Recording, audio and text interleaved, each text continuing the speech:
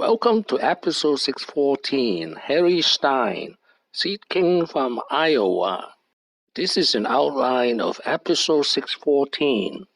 There are two reasons we study HarryStine. First, he's the genetic seed king of the world. Second, he's the richest man in Iowa and the only billionaire in Iowa. Let us meet HarryStine. Seeds, packing them into envelopes and shipping them to be planted in South America. These particular people then are getting seed ready to send away to our winter nursery. And Bob plants new seeds will be harvested and shipped back to the Stine Seed Company in Adel. Stine, who is most at home on his farm. This is the most fun thing I know to do. And why is that? Well, creating genetics here in corn and soybeans that are the best in the entire world, what can give you more of a high than that? He was born in Adel, Iowa in 1941. He still lives in the same farm. His house is right across from his company, Stine Seed. His father is Bill Stine, a second-generation farmer.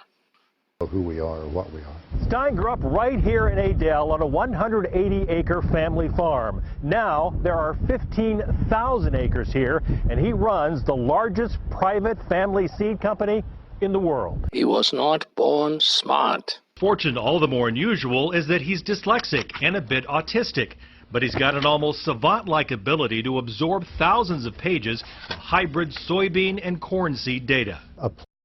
He went to a small private college called McPherson College in Kansas. In 1964, at the age of 23, he returned to join his father's farm business in Iowa. So back in the 60s, we started developing soybean genetics. And at that point in time, people that were competent didn't do that because there was no way for it to be economically viable. Well, when you have no competition, it's pretty easy to be number one. Soybeans, because you did it hands-on. You were the person that went hands-on with the soybeans, weren't you? Well, we simply were actually growing public varieties of soybeans for the local farmers. So we would grow 40 acres of soybeans, clean them into our bin, shovel them into the neighbors' wagons, and so to that extent we were in the soybean seed business.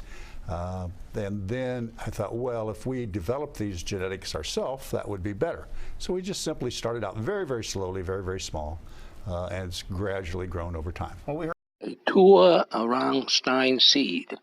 This farm that we're standing on right now was actually farmed by my grandfather in the 1930s. And then my father took that over. And then in the late 1960s, he began soybean breeding. Late 1972, 1973, he began corn breeding, and then late 1970s we began our retail brand. Give me a snapshot of where we are today then. So today, if you look at our soybean program, we're considered one of the most successful and the largest soybean program in the industry. A majority of the genetics planted today are derived from our soybean program.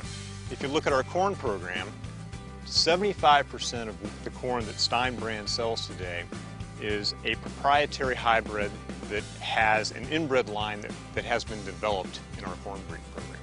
Wow. Stine Seed slogan, bigger, smarter, faster.